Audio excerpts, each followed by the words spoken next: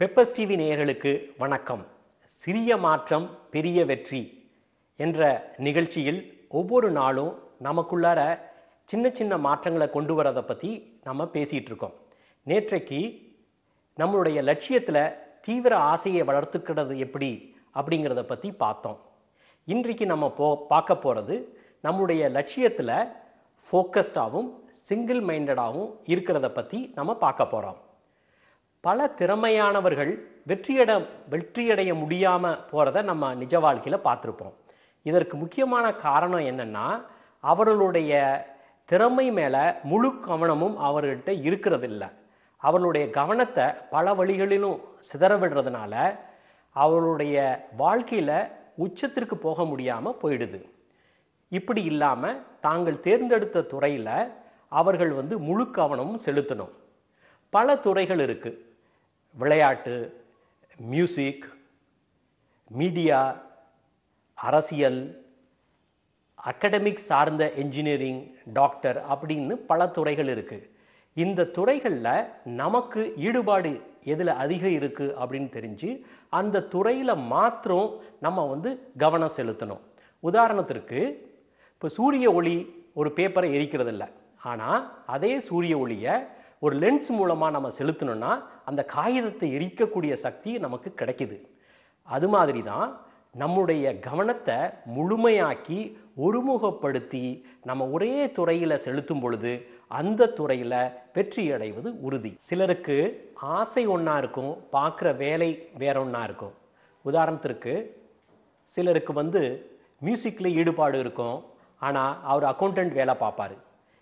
இந்த மாதிரி மனிதர்கள் தங்களுடைய வாழ்க்கையை பேலன்ஸ் செய்கிறது ரொம்ப முக்கியம். பேஷன் ஒரு பக்கம், அவங்க பார்க்குற ப்ரொஃபஷன் வேறு பக்கம். ஆனால் சிலருக்கு மட்டும்தான் தாங்களுடைய பேஷனே ப்ரொஃபஷன் ஆகுது. உதாரணத்துக்கு சச்சின் டெண்டுல்கர், அவருடைய பேஷன் கிரிக்கெட், ஆனால் அவர் முழு தொழிலுமே கிரிக்கெட் சார்ந்ததாக இருக்குது. திரு ஏஆர் ரஹ்மான், அவருடைய பேஷன் மியூசிக், அவருடைய தொழிலும் இசை சார்ந்ததாகவே இருக்குது. ஆனால் பலருக்கு இந்த வாய்ப்பு கிடைக்கிறதில்ல.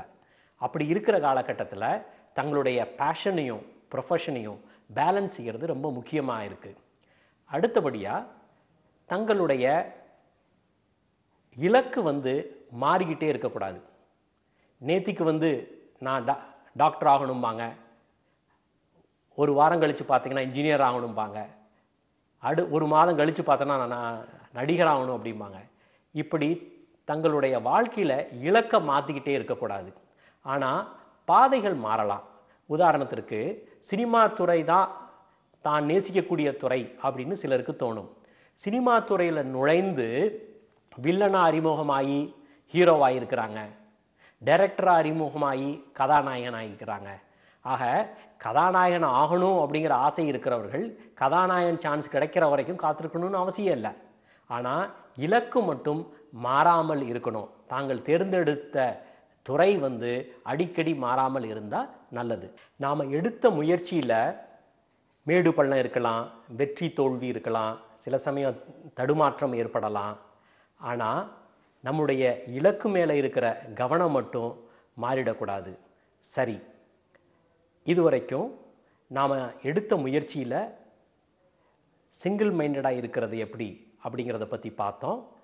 அடுத்து தன்னம்பிக்கையோடு இருக்கிறது எப்படி அப்படிங்கிறத பார்க்க போகிறோம்.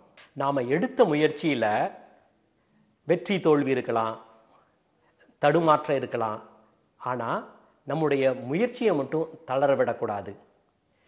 எப்பெல்லாம் வாழ்க்கையில் சோதனை ஏற்படுதோ அப்போதெல்லாம் நம்ம தளர்ந்து போயிட்டோம்னா சராசரி நிலையை அடைவோம்.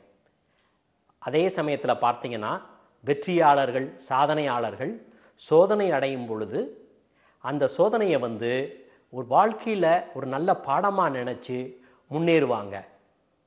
அப்படி முன்னேறும் பொழுது தான் அவருடைய இலக்கு மாறாமல் இருக்கும். சரி, இதுவரை நாம் எடுத்த முயற்சியில் சிங்கிள் மைண்டடாக எப்படி இருக்கிறது, நம்முடைய கவனத்தை ஒருமுகப்படுத்துவது எப்படி அப்படிங்கிறத பற்றி பார்த்தோம்.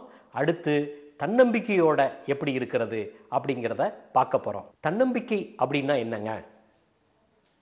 புயல் காலத்தில் ஒரு மரத்தை சாயாமல் இருக்கிறதுக்கு பயன்படக்கூடியது வந்து அந்த மரத்தோட ஆணி வேர்.